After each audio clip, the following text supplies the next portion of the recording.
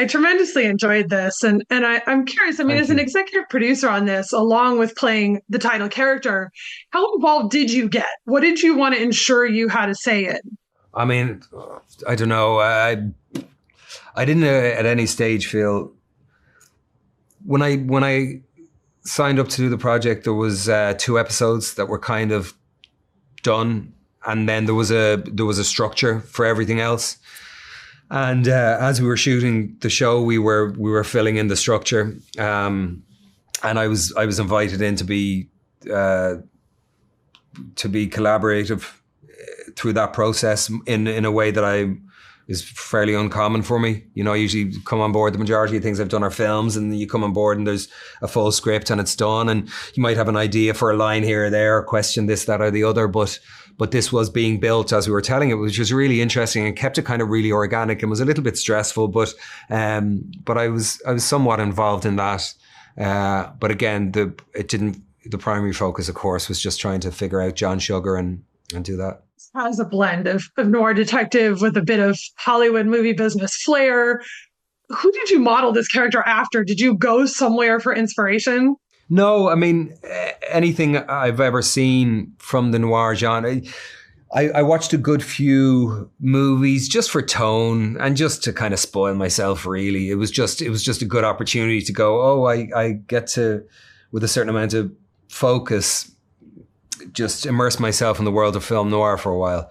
And it's a tasty world to immerse yourself in. It's so filled with wonderful characters and gorgeous duplicities and greed and wickedness and also a struggle for some kind of foothold of a decent moral compass. So I went in and watched old films that I hadn't seen in years, like The Maltese Falcon and The Big Sleep and LA Confidential, even, and then things that I'd never seen before, like Murder My Sweet and Farewell My Lovely. I had a blast, but I didn't pick one performance or one moment. It was just to kind of swim in the waters of that tone and that world, you know, because I knew that that's what we were going to be inhabiting, and I knew that John Sugar kind of, or felt that he kind of built his persona, however he was aware of it or not, built his persona around these characters. So there was a certain kind of old world way in which he moved through things, you know. Role that you would like to keep playing, especially if you get to keep driving around in that incredible blue Corvette. Yeah, that was fun. That was not a bad day at the office. There were days where I spent 6, 8, 10 hours just driving that car around the streets of Los Angeles. It was such a blast. I would, if people liked it and I got to do a second season and be here in LA, God, I'd love that. Yeah, see what happens. It's real. It's kind of it's almost as democratic as the business gets, I suppose. People get to decide if they watch it and like it, they'll do another season, and if not, we'll be on our way. Bags are packed.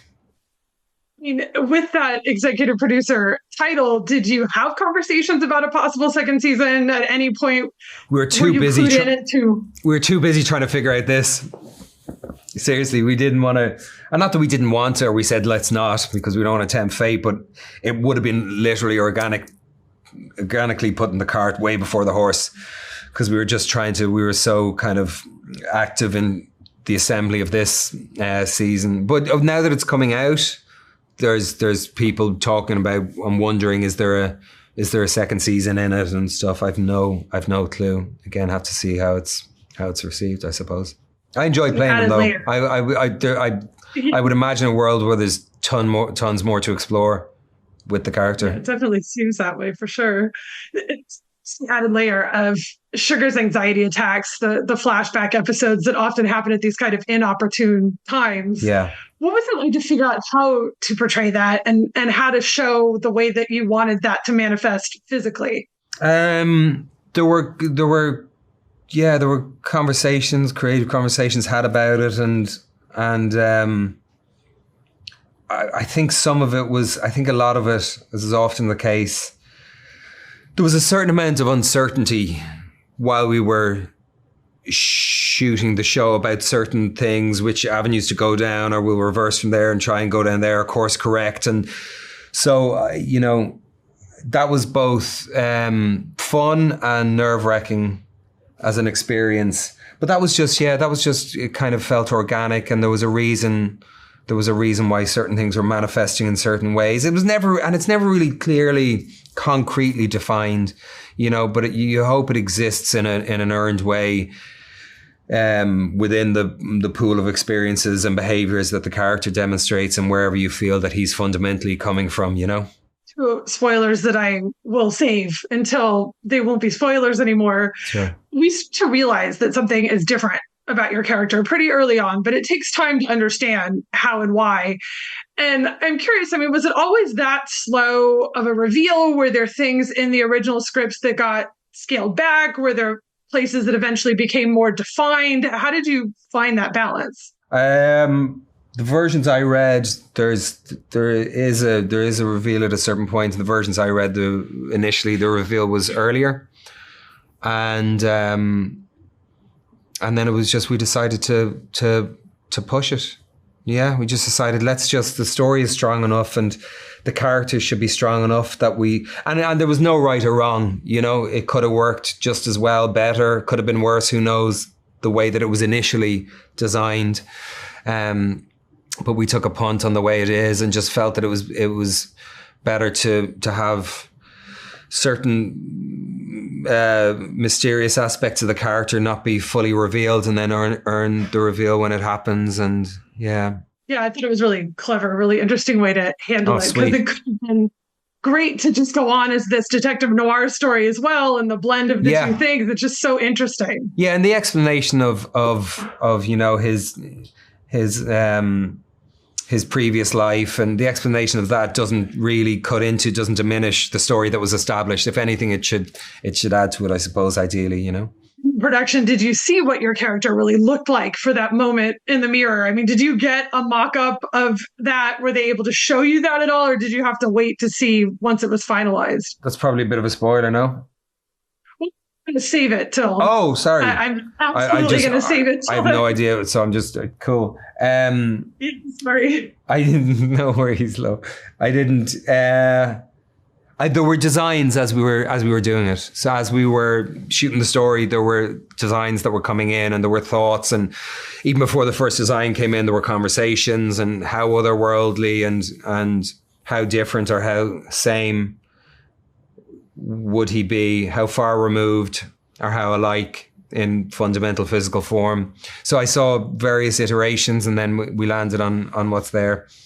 But yeah, it was one of those things you see way after the fact, kind of. Yeah. About Melanie that you think Sugar connects with so deeply. He talks about wanting to share with her in a way that he hadn't previously. Does he grasp that connection from the beginning, or do you feel like that's something that continued to evolve? I think it's something that continued to evolve, but I think there is an internal response to her as a character, her as a person, and I think the two of them find in each other what they didn't even realize they were looking for, which was just companionship, just friendship, not romance, just friendship. And this commonality of decency, and this ability to live through things in life and hardships and struggles and not put them out into the world, to deal with them oneself and pay whatever the price of loneliness or isolation or whatever, psychological, emotional discomfort or whatever it may be, deal with that oneself. And there was just a kinship between the two of them that was lovely to inhabit when I was working with Amy, playing Melanie. And she's just such a joy to work with.